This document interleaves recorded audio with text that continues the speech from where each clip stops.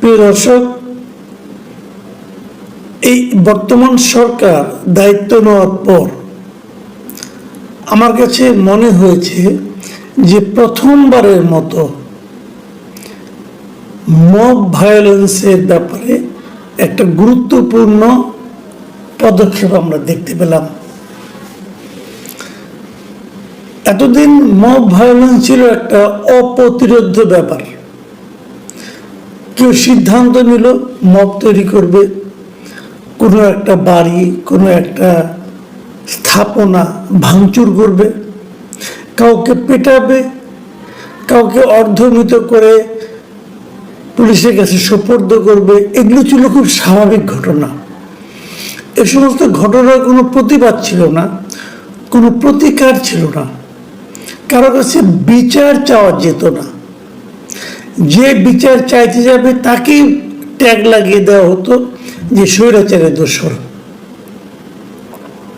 এবং এটা খুব একটা সহজ কাজ ছিল। দু তিনজন ছেলে বলল যে ওইখানে স্বৈরাচারের দোষর একটা মিটিং করতেছে, অতএব ভাঙচুর করো, যে আগুন ধরিয়ে দেওয়া হলো। এগুলো আমরা বহুবার দেখেছি, ঢাকা শহরে দেখেছি, ঢাকার বাইরে দেখেছি। একজনের বাড়ি লুটপাট করা, আগুন ধরিয়ে দেওয়া কোনো ব্যাপার ছিল না। কেউ কোনো অ্যাকশন নিত না, বরঞ্চ কোনো প্রতিরোধ করতে এলে যারা প্রতিরোধ করতে এসেছে তাদের বিরুদ্ধে মামলা হতো। এক ভয়ঙ্কর অরাজকতা দেশ জুড়ে ছিল, চলছিল, চলতে দেওয়া হচ্ছিল। এবং সরকারের পক্ষ থেকে এদের ধরার ব্যাপারে যে কোনো একটা তোড়জোড় তা লক্ষ্য করিনি, বরং উল্টো দেখা গেছে এক ধরনের অসহায়ত্ব। ধরা যাচ্ছে না, কিছু বলা যাচ্ছে না, এই ধরনের কথাবার্তা।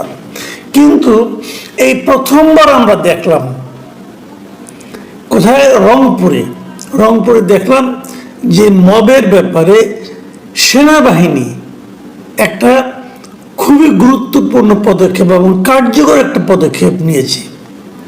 আপনারা জানেন ঘটনাটা কবে ঘটেছে। ঘটনাটা গত বৃহস্পতিবার রাতে রংপুরে জাতীয় পার্টির চেয়ারম্যান জিএম কাদেরের বাড়িতে হামলা করা হয়। সেই তার বাড়ির নাম হলো দ্য স্কাই ভিউ। সেখানে আচমকা হামলা, দরজা জানলা ভাঙচুর করা হয়। ওখানে একটা মোটর সাইকেল ছিল, তাতে আগুন ধরিয়ে দেওয়া হয়। এবং এই ঘটনাটা ঘোষণা দিয়ে কিন্তু হয়েছে তারা সেটা করবে। কেন জিএম কাদের রংপুরে এলো এটা নিয়ে তাদেরকে আসতে দেওয়া হবে না, এটা কোন আইনে পরে কেউ জানে না, কেউ কিছু বলতে পারবে না। জিএম কাদেরকে স্বৈরাচারের দোষর হিসেবে আখ্যায়িত করে তার বাড়িতে হামলাটা চালানো হলো। এর সঙ্গে বিএনপিও জড়িত ছিল বলে কেউ কেউ বলছে, বৈষম্য বিরোধী ছাত্র আন্দোলনের কিছু নেতা ছিল বলে বলা হচ্ছে। এখানে এটা একটা ভিডিও ফুটেজ পাওয়া গেছে। তো এই ভিডিও ফুটেজগুলো দেখে টেখে শনিবার দিন ওখানকার যে সেনাবাহিনী আছে, সেই সেনাবাহিনী বৈষম্য বিরোধী ছাত্র আন্দোলনের দুই নেতাকে, মহানগর আহ্বায়ক ইমতিয়াজ আহমেদ ইমতি এবং জেলা আহ্বায়ক ইমরান আহমেদকে পায়রা চত্বরে ডেকে নিয়ে যায়। ডেকে নিয়ে তাকে জিজ্ঞাসাবাদ করে যে কেন এই ঘটনাটা ঘটলো, কে ঘটিয়েছে, এগুলো জিজ্ঞাসাবাদ করে। এই কথা শুনে আবার রাত 1:30টার দিকে নাগরিক পার্টি এনসিপির উত্তরাঞ্চলের যে মুখ্য সংগঠক সার্জিস আলম উনি নিজেই ঘটনাস্থলে হাজির হন। এবং তখন হাজির হলে তাদেরকে ওই ভিডিওর ছবিগুলো দেখিয়ে সেনাবাহিনী বলে যারা এই কাজগুলি করেছে তাদের ধরিয়ে দেওয়ার ক্ষেত্রে আপনারা সহযোগিতা করেন। এরপর শুক্র এবং শনিবার 2 দিনই থানায় কোনো মামলা হয়নি। মামলা করতে 2 পক্ষই গিয়েছিল। জাতীয় পার্টি গিয়েছিল, তারা ওই ছাত্রদের কয়েকজনকে আসামি করে মামলা করতে চেয়েছিল, থানা মামলা নেয়নি। উল্টো আবার ছাত্রদের বৈষম্যবিরোধী আন্দোলন যারা আছে তারাও আবার জাতীয় পার্টির মূল নেতা জিএম কাদের, ওখানকার মেয়র যে সাবেক মেয়র, এদের সবাইকে আসামি করে তারাও একটা মামলা করতে গিয়েছিল, সেই মামলাও নেওয়া হয়নি। রবিবার দিন অবশ্য 2 দিন পর, ঘটনা 2 দিন পর দুই পক্ষের মামলায় পুলিশ নিয়েছে। আচ্ছা, এই যে নিল, তারপর কি দেখলাম আমরা? রবিবার দিন সন্ধ্যায় একটা জিনিস আমরা লক্ষ্য করলাম, সেটা হলো সার্জিস আলম একটা ফেসবুকে স্ট্যাটাস দিল, বিশাল একটা স্ট্যাটাস। সেই স্ট্যাটাসের শিরোনাম কি? রংপুর ও আওয়ামী লীগের বি টিম জাতীয় পার্টি ইস্যু। মানে পুরো ঘটনাটাকে সে তার মতো করে বর্ণনা করলো, করে সে ফেসবুকে একটা স্ট্যাটাস দিল। এবং সেই স্ট্যাটাসে কিন্তু উনি উনাদের কর্মকাণ্ডের এক ধরনের সাফাই গাওয়া শুরু করলেন।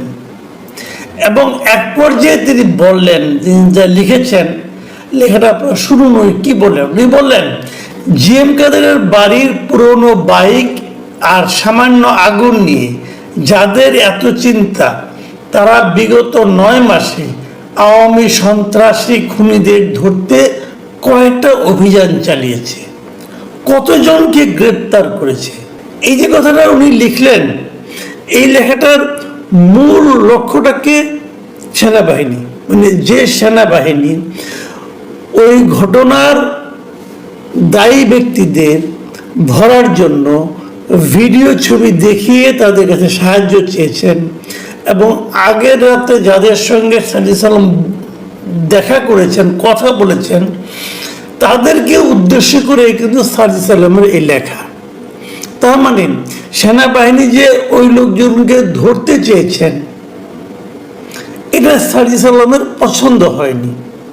উল্টো উনি বলছেন যে জিএম কাদেরের বাড়িতে এই সামান্য আগুন, মানে একটা বাইক কিন্তু পড়ে গেছে, কিন্তু সামান্য আগুন তার কাছে মনে হয়েছে, এই সামান্য আগুনের জন্য ওনারা আসামি ধরতে যাচ্ছেন। এরা এতদিন কিছু করেন নাই কেন? তার মানে এতদিন কিছু করেননি, মানে সার্জিস আলমের অভিযোগ যদি সত্য হয়, তাহলে কি উনি পরে আর কিছু করতে পারবেন না? এই জায়গাটাতে কিন্তু সার্জিস আলমের এই বক্তব্যটা আমার কাছে খুবই খুবই আপত্তিকর মনে হয়েছে। এবং শেষ দিকে যেটা বলেছেন যে বাংলাদেশ সেনাবাহিনীকে আমরা এখন